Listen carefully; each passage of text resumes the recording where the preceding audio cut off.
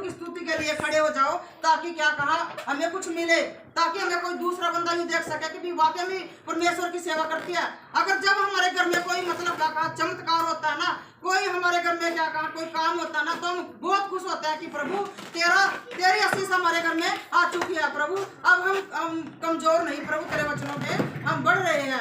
ऐसे ही एक एक जन को, एक एक माँ बहनों को, सारे अपने हृदय को तैयार करो, ताकि क्या कहा परमेश्वर की स्तुति के लिए हमारा हृदय हर वक्त खुला रहे। हम प्रभु का धन्यवाद करते हैं। यदि कोई मेरी बात सुन कर न माने तो मैं उसे दोषी नहीं ठहराता, क्योंकि मैं जगत को दोषी ठहराने के लिए नहीं, परंतु जगत का उद्धार करने के लिए है। प्रभु ने क्या कहा कि मैं दोषी ठहराने के लिए नहीं, मैं एक उद्धार करने के लिए आया हूँ। जब हमारे पिता क्या कहा हमारे लिए मर चुके हैं और जी उठे हैं दोबारा, तो हमें भी अपनी पुरानी जीवन को त्याग कर अपने नए जीवन में अनंत जीवन पाना चाहिए। अपने अनंत जीवन में क्या कहा हमें पता है कि हमें क्या करना चाहिए, कि ऐसे करने से हमें क्या मिलता है? हमें हर एक वचन के द्वारा हमारा पिता हमारे साथ बातचीत करता है।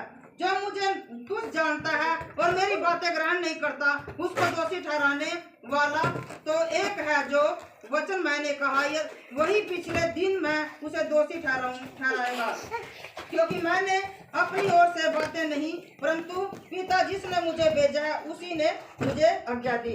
ऐसे ही जैसे क्या कहा पिता का रहना, कि जैसे उसके पिता ने मतलब क्या कहा हमारे पिता यीशु मसीह को भेजा ना, ऐसे ही क्या कहा मेरी सेवकाई के लिए प्रभु ने तैयार किया।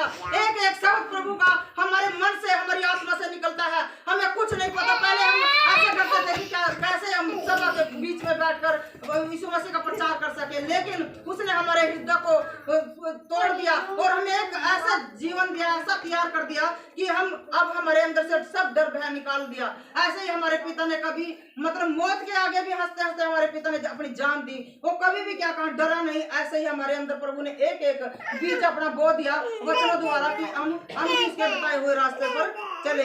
परंतु पिता जिसने मुझे भेजा उसी ने मुझे आज्ञा दी कि क्या क्या कहूँ और क्या क्या बोलूं, और मैं जानता हूँ कि उसकी आज्ञा अनंत जीवन है। इसलिए मैं जो कुछ बोलता हूँ वह जैसा पिता ने मुझसे कहा वैसा ही हम बोलते हैं।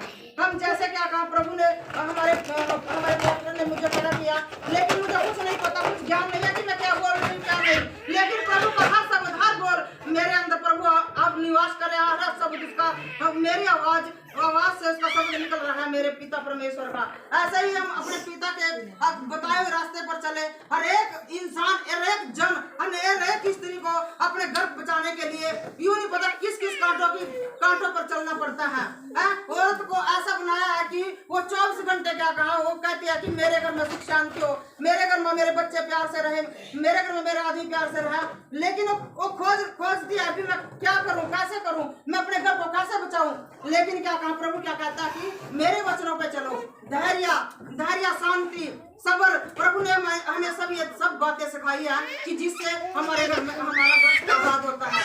शांति एक ऐसा माहौल है कि हम आसपास के माहौल को भी शांत कर देते हैं। अगर चाहे कितना भी मतलब क्या कहा लड़ाई झगड़े वाला इंसान हो, अगर हम उसके साथ दो बात प्रेम से बोलते हैं ना, तो क्या कहा वो बिल्कुल ही क्या कहा वो शांत हो जाता है और हमारा जीवन सफल हो जाता है। प्रभु कह रहे हैं कि प्रार्थना करो, दिन रात प्रार्थना करो परमेश्वर की, हर पल क्या कहा प्रभु के और अपना ध्यान लगाओ। प्रभु हमें एक एक जैसे माँ अपने बच्चे को चलना बोलना सिखाती है, ऐसे प्रभु हमें भी अपने बच्चों द्वारा हर एक चीज सिखाता है। प्रभु का मैं धन्यवाद करती हूँ पिता इस वचन के लिए। प्रभु मैं आगे का समय अपने पास्टर को देती हूँ।